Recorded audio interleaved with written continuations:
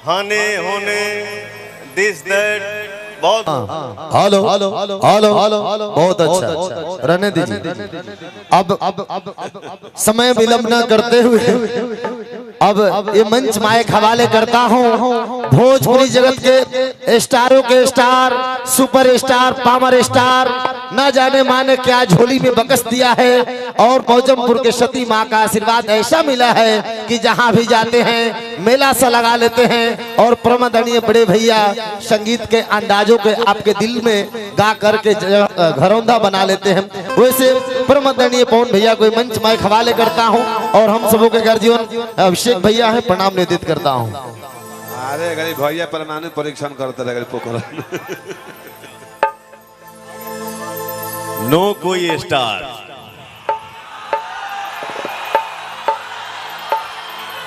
सिर्फ और सिर्फ आप सबका भाई, आप सबका बेटा, आपका दोस्त। मुझे स्टार नहीं पता है कि स्टार क्या होता है।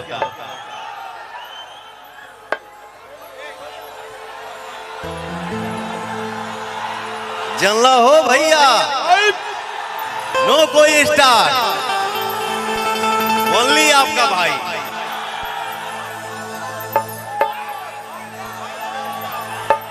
Love you.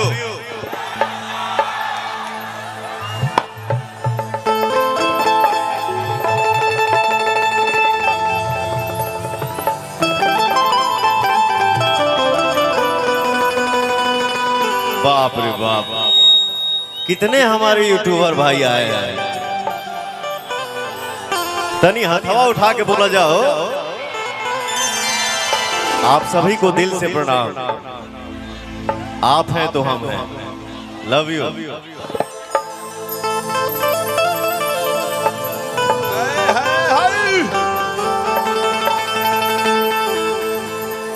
हमारे भोजपुरी दुनिया का हेलो बढ़ जा मनोरंजन बाबू थोड़ा सा आगे बढ़ जा बगल में। हमार भोजपुरी दुनिया के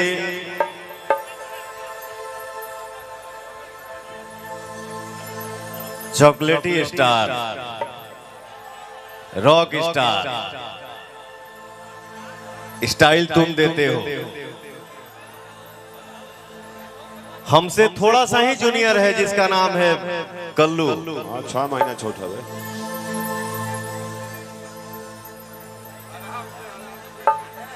बाकी कल्लू बहुत सीनियर कलाकार है,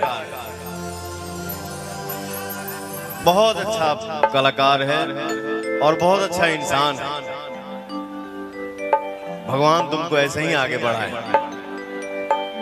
हमेशा छाए रहो। हर 2 महीना पे, हर 1 महीना पे मेरा भाई हिट देते रहता है।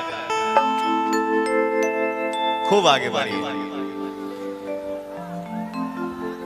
और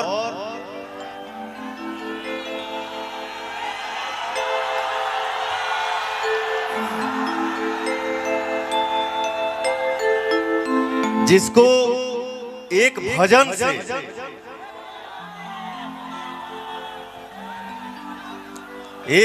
से आपने पूरे विश्व में राज किया।